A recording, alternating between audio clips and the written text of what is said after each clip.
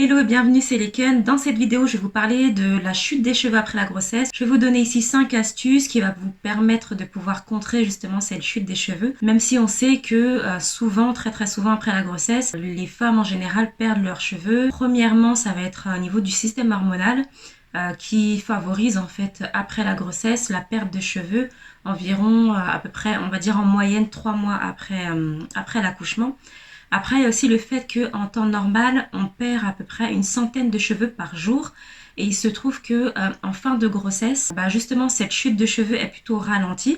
C'est ce qui donne l'impression qu'on a une belle chevelure, qu'on a beaucoup de cheveux qui sont brillants, qui sont forts, etc., qui sont sains. Et en fait, c'est que tout simplement, cette chute de cheveux est plutôt ralentie, est en mode ralenti en fin de grossesse.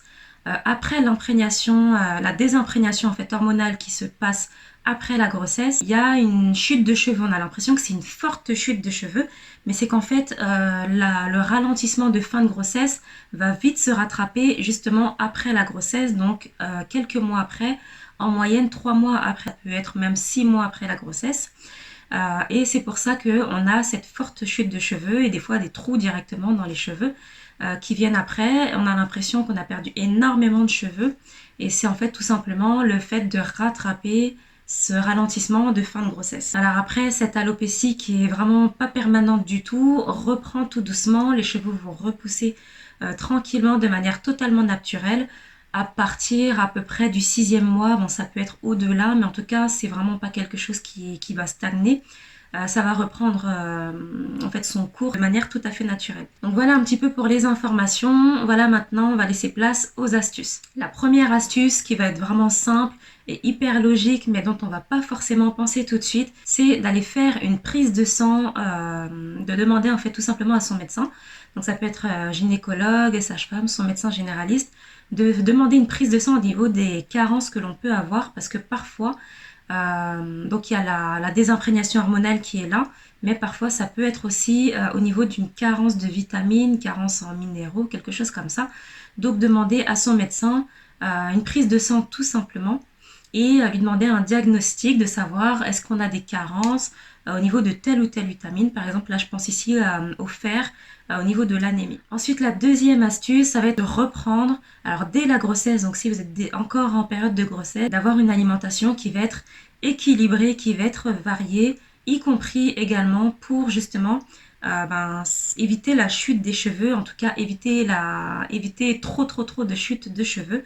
Donc favoriser les céréales complètes, favoriser les aliments riches en fer, riches en protéines, en lipides également, en fruits et légumes forcément, des légumes verts, de l'hydratation, donc boire vraiment beaucoup d'eau.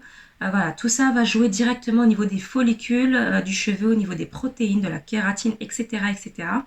Et le fait d'avoir une alimentation équilibrée, variée, va faire en sorte de ralentir cette chute de cheveux et puis de refaire partir la pousse des cheveux directement après de vraiment la meilleure manière possible. Donc après, en termes d'aliments riches en fer, parce que ce qu'on va vraiment rechercher, ça va être des aliments riches en fer, des aliments riches en protéines, parce que c'est ce qui va directement aller alimenter le sang, hein, et puis le sang qui permet d'oxygéner, de transmettre un petit peu toutes les bonnes vitamines, les minéraux, les nutriments, etc.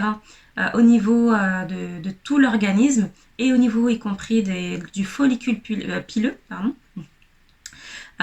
Donc ça va être du cresson, des épinards, des brocolis, des lentilles, tout ce qui est légumineuse de toute façon, les haricots rouges, et ensuite donc tous ces aliments là qui seront riches en fer, riches en protéines, les coupler à de la vitamine C. Donc par exemple finir le repas avec une clémentine, avec une orange, avec voilà, tout ce qui va être riche en vitamine C, du kiwi, des choses comme ça, qui va permettre la bonne absorption du fer au niveau de l'organisme. Ensuite, la troisième astuce, c'est de voir également avec son médecin, voir si on ne peut pas prendre des compléments alimentaires. Par exemple, je pense ici au fer. Je pense également à la vitamine B qui va être également bien et puis recommandée. Parfois, on peut également être carencé en tant que femme enceinte ou même encore après la grossesse. Alors, c'est pas tout le temps, c'est pour ça qu'il faut pouvoir aller voir son médecin et puis demander à ce niveau-là, au niveau des carences que l'on peut avoir. Mais au niveau des compléments alimentaires de fer, également de vitamine B, la vitamine B5 par exemple, la vitamine B9, etc., etc. Et également au niveau du magnésium. Nous, en tant que femmes, on va être plutôt susceptible d'être carencé dans notre vie de tous les jours, en fait, en tant que femme.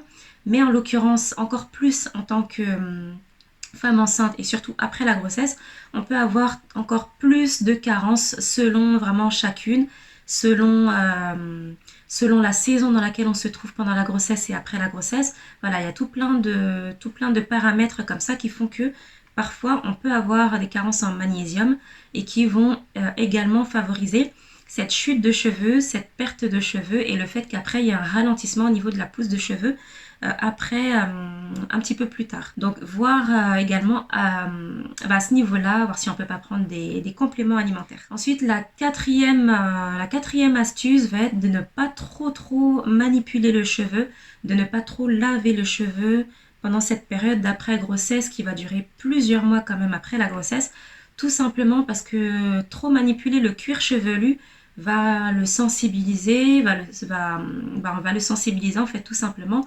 Le fait de le frotter quand même régulièrement, de mettre des produits qui sont chimiques.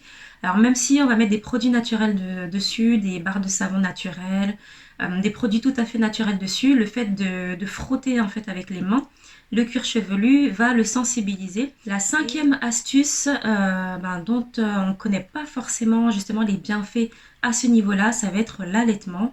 Simplement parce que l'allaitement est vraiment quelque chose d'extrêmement naturel, hein, que ce soit pour bébé, mais aussi pour la jeune maman.